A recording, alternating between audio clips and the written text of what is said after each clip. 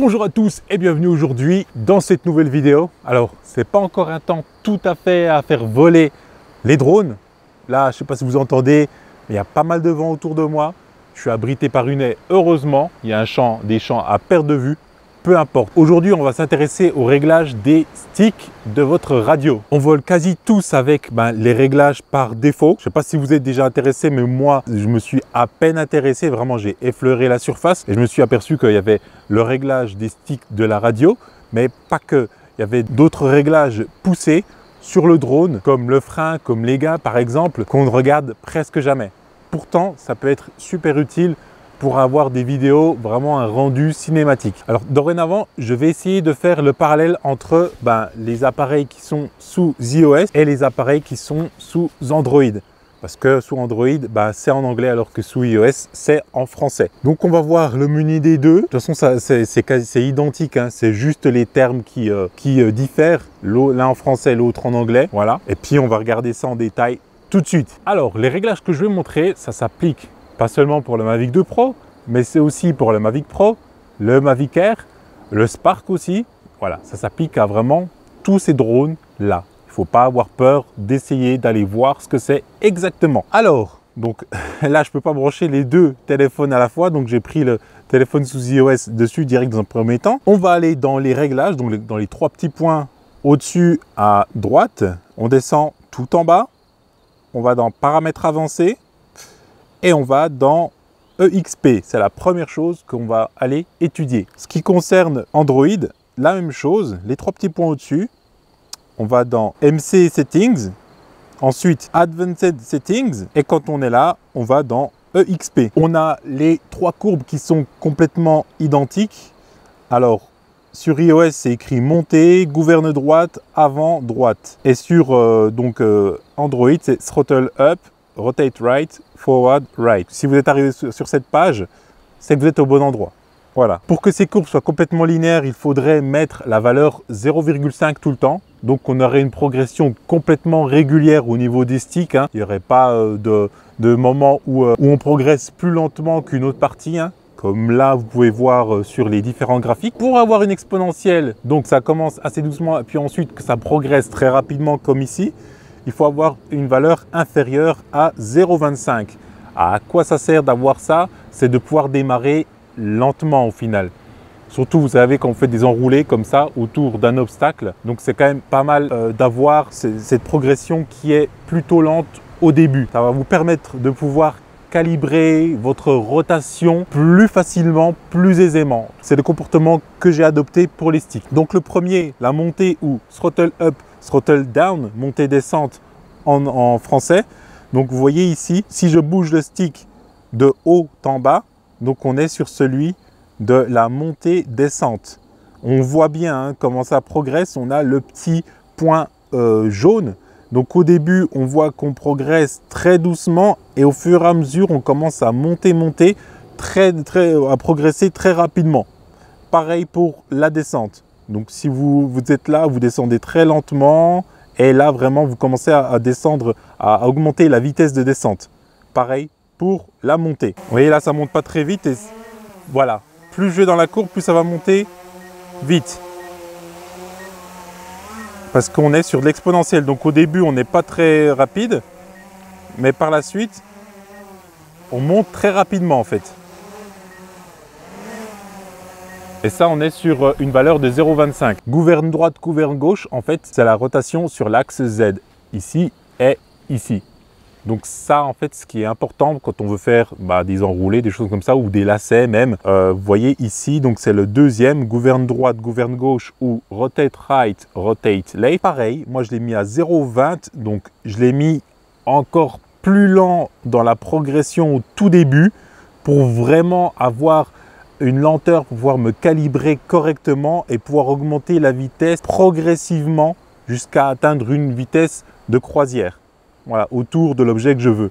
Et pareil pour les lacets en fait. C'est quand même très pratique. Donc je l'ai mis à 0,20. Il faut savoir que si vous mettez au-dessus de 0,5, là vous avez, alors on va montrer, mais voilà, vous avez une exponentielle inversée. C'est-à-dire que vous commencez très fort et ensuite bah, c'est une progression beaucoup plus régulière. Pour la gouverne droite et gouverne gauche, c'est la même chose. Donc là, au début, on va tourner tout doucement. Et plus on va loin, voilà, plus on va vite.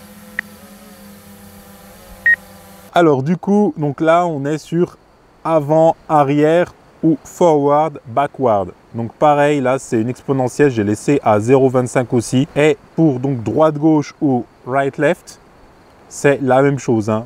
En fait, ce qui est sympa à voir, c'est que vous voyez la progression dans la courbe en même temps que vous bougez dans les sticks en fait.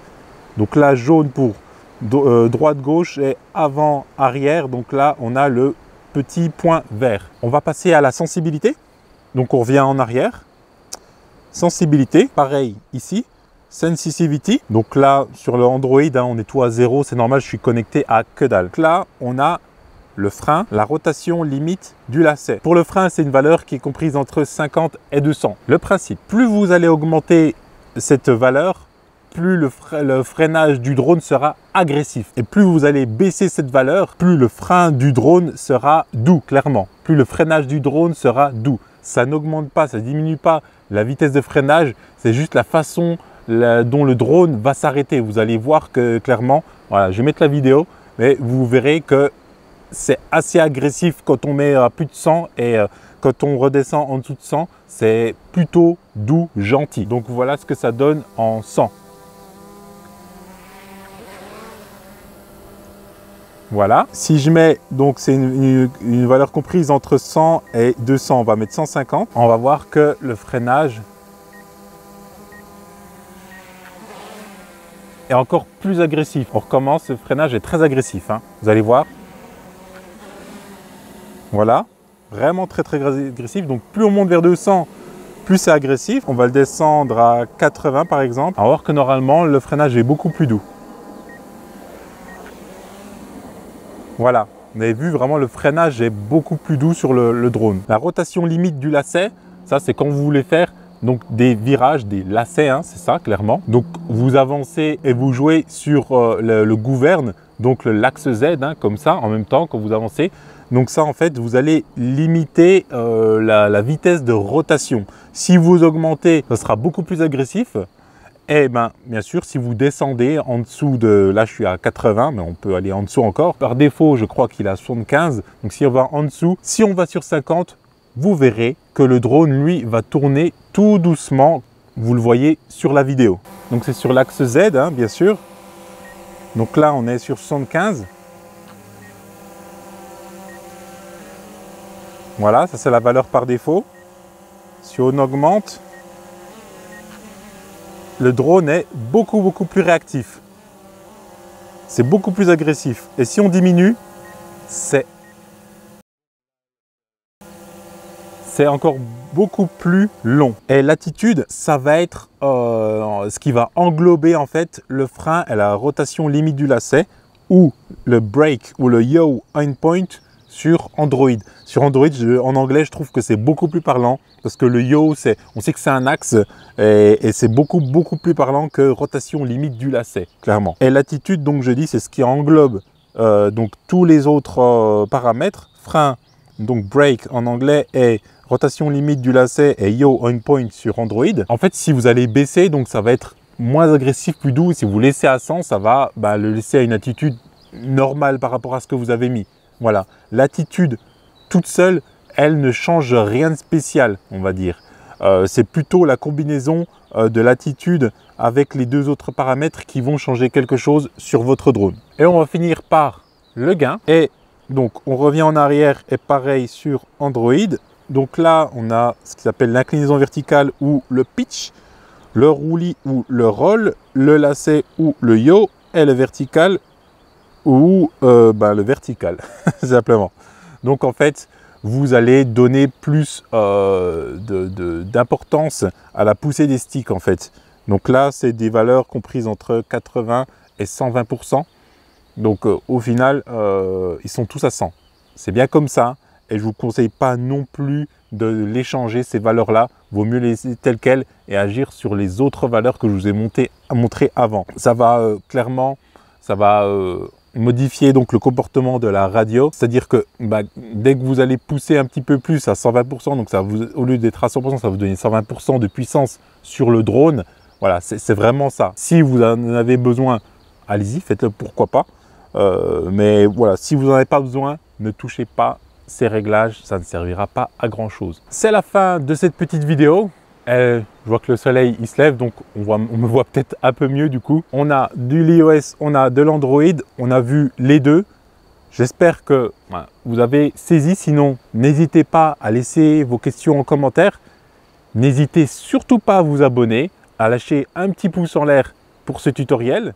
Ça m'a demandé pas mal de recherches, j'avoue. En tout cas, comme d'habitude, je vous dis photographier, filmer, voler en toute sécurité. À la prochaine. Peace!